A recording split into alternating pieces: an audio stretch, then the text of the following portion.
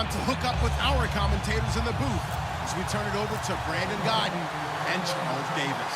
Well, there's a new building set to open adjacent to us to the south, but for now, they're still playing football at the Georgia Dome, and that's where we're located here in downtown Atlanta. Today, we've got a good NFC matchup on tap between the Seattle Seahawks and the Atlanta Falcons.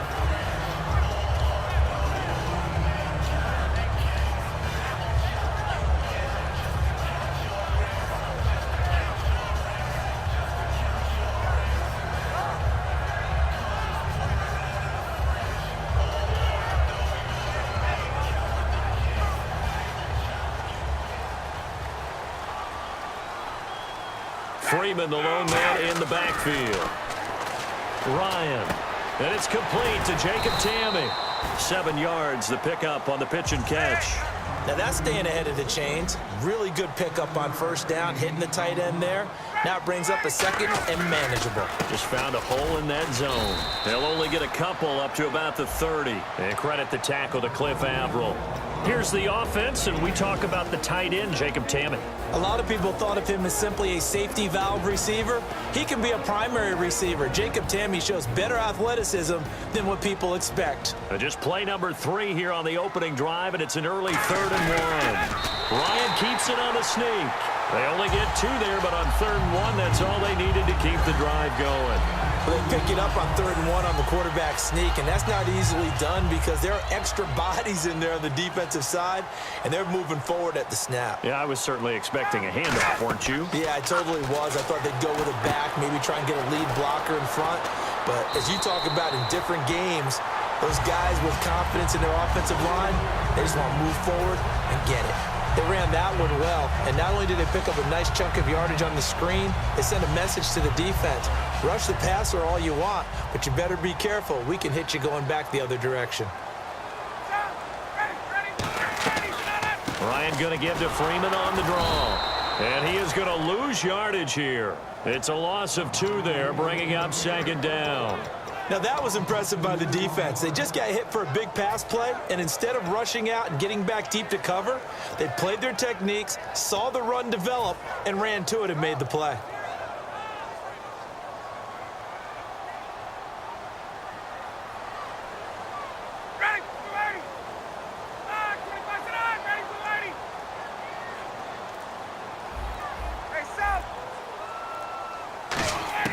Now Ryan on 2nd down. This one complete to Mohamed Sanu. And he'll be taken down, but not before he gets into enemy territory. And Brandon, I think Mohamed Sanu had a nice career while he was in Cincinnati, but he really elevated in 2016 in Atlanta. The most catches for himself in a single season. 59 of them, 4 touchdowns. Really a nice compliment to Julio Jones, and he was a nice compliment in Cincinnati. I don't want to say he's not a number 1 receiver, but he plays that number 2 slot well, doesn't he? He does, and I think it's because of his versatility. He can play in the slot. He can play out wide. They can use him as a wildcat quarterback. He has thrown passes in the NFL. In fact, going back to his days at Rutgers, I think he threw 18 passes while he was at Rutgers. So you never know what you're going to get when Mohamed Sanu has his hands on the football. Oh, a scrap for the football, and he's going to come down with it. Give him 13 on the pickup there. And the Falcons are going to get a first. And how about this first drive? They're being aggressive, slinging it around. Really confident, too, because they're not trying to fool them with running plays, throwing it, and they're being very successful right now. Now a play fake here on 1st down. They'll roll him out right. Into double coverage, and it's intercepted. Picked off by the all-pro free safety, Earl Thomas.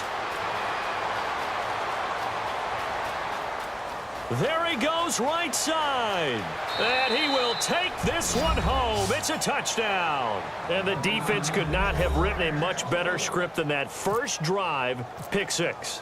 The offense never got a chance to really get oiled up there, did they? But the defense, they certainly got in gear. What a big-time play and a great way for them to start. And now the offense, they've got to turn things around and figure this out because your backs are on the ground real quickly. Yeah, usually when you're starting the game, getting the ball, 0-0 is the only score you're worried about.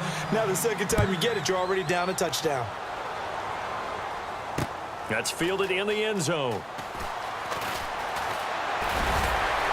And Last year, that would have been a net gain of 5 on the return. This year, he stopped where he would have been if he had taken a knee, and that's at the 25. Now the Falcons offense gets ready to head back onto the field. And last time, decent field position through the pick 6. Obviously costly.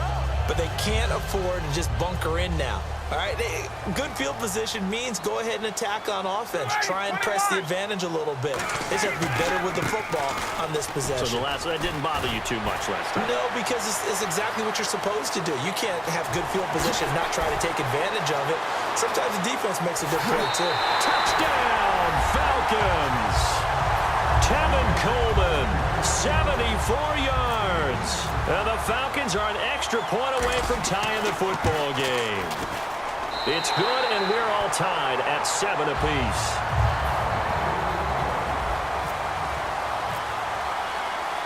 So we're right back where we started, all even as the kick's away. That'll be taken in the end zone. And this return net's positive as he gets past the 25 and up to the 27-yard line.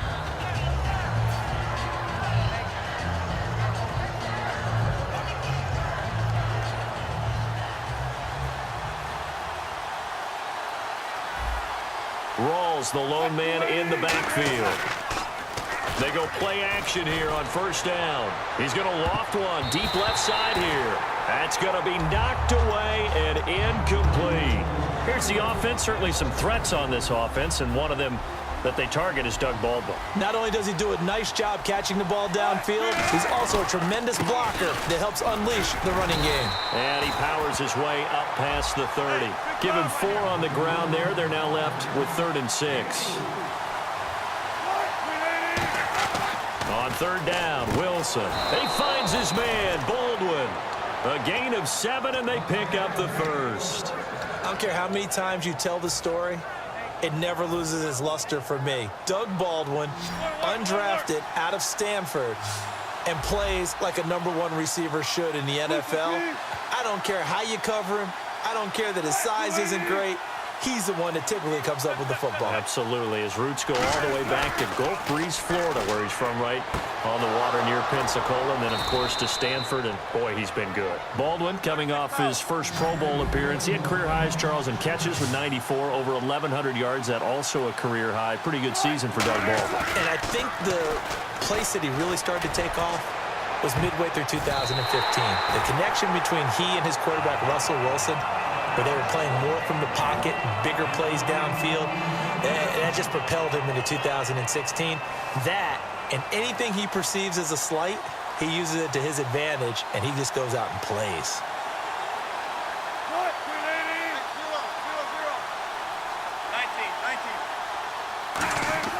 Again on 2nd and 10, it's Wilson. And his throw's going to be incomplete. The intended target, Doug Baldwin. And it'll bring up 3rd down. Let's give some credit to the defensive guys on that play. Able to bat that one away. Sure looked like they were trying to hit the corner route. Again, Wilson sliding out of the pocket. And some room to maneuver. And he is out of bounds inside the 30. They give him 14 yards that time and a fresh set of downs. That was an excellent job of recognizing the situation. His first read wasn't there. Heck, his second read wasn't there. But he bought himself a little extra time scrambling out of the pocket, got to the sticks, and picked up the first down. And he's going to be met at the line of scrimmage and taken down. Alongside my broadcast partner, Charles Davis, Brandon Gaudin hits the Seahawks with a football to begin quarter number 2. They've got a 2nd and 9 to start things out.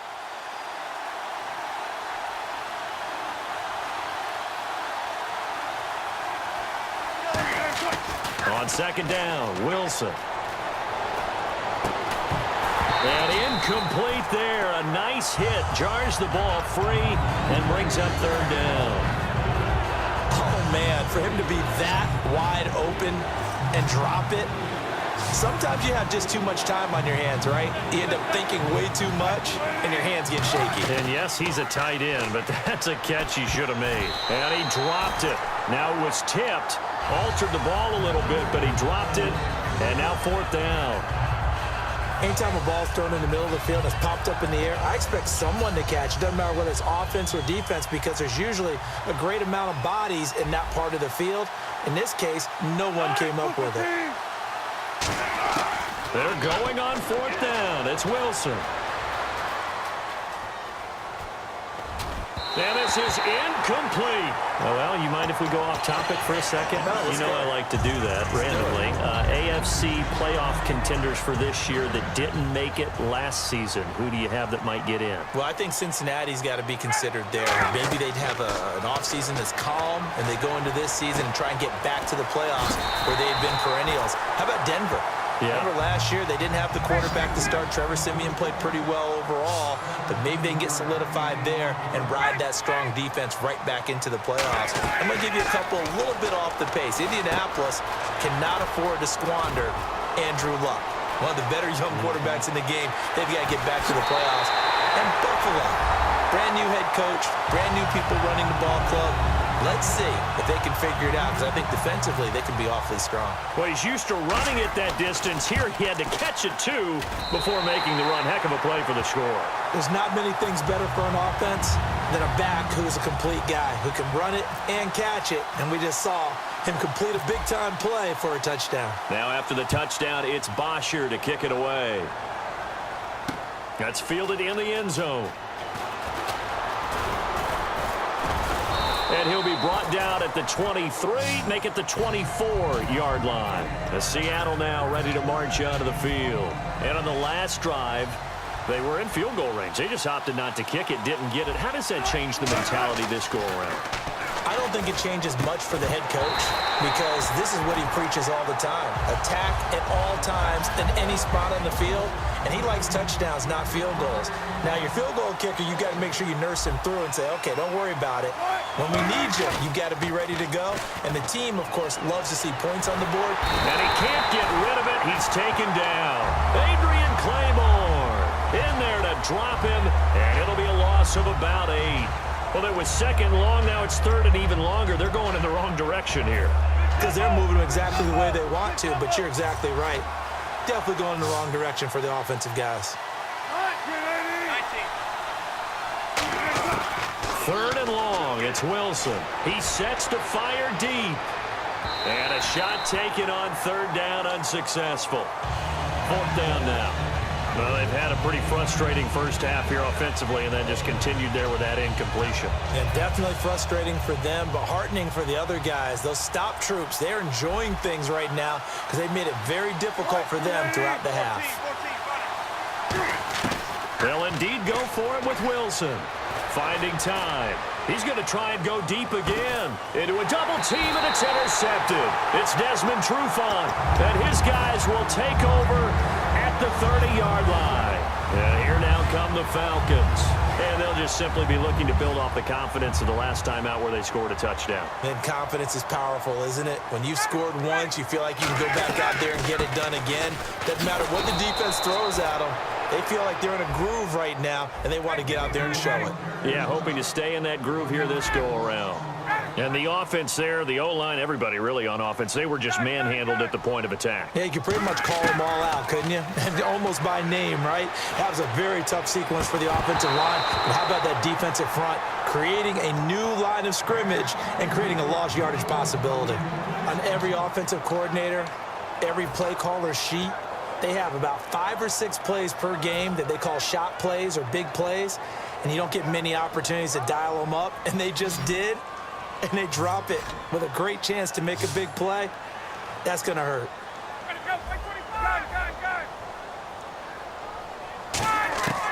On third down, Ryan. And he can't escape the pressure. Ryan goes down. Ataba Rubin in there to drop him for a loss of 10. And it'll be 4th and long.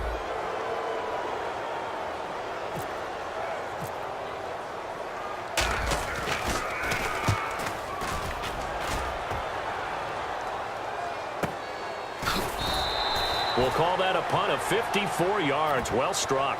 And it'll be Seahawk football, 1st and 10. The Seattle now ready to march out of the field. And following the interception, just any interception, are you a little bit more cautious when you start that next drive, or no, you just throw that out the window? I think you are. I don't think that there's any way you can run back out there and go, totally didn't affect me. Let's just go ahead and be loose with the football again. You're going to take care of it, but you have to be careful about being too cautious because now you can't run any offense at all. Still want to attack. We'll see how they attack them here. Slant route's effective no matter who's running the route and catching the ball. But when you have a receiver of that stature, you have to be a little bit more precise throwing it. You don't have the same catch radius with the bigger targets. And Graham's got it over the middle. You know, Charles, for Graham, so much concern early in the season about whether he'd be ready to play this year, what would happen recovering from the tendon. Not only was he ready, he played every game this season for Seattle. And it wasn't just the injury concern with Jimmy Graham. It's how Seattle runs their offense. Remember, when he was in New Orleans...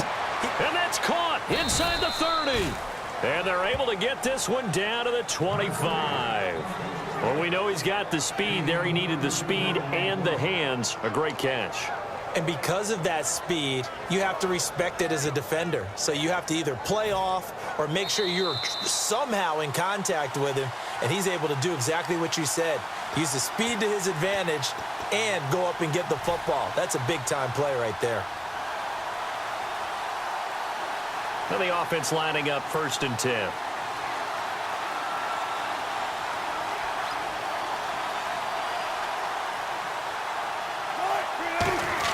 Now Wilson on 1st down. They set up the screen to Rawls.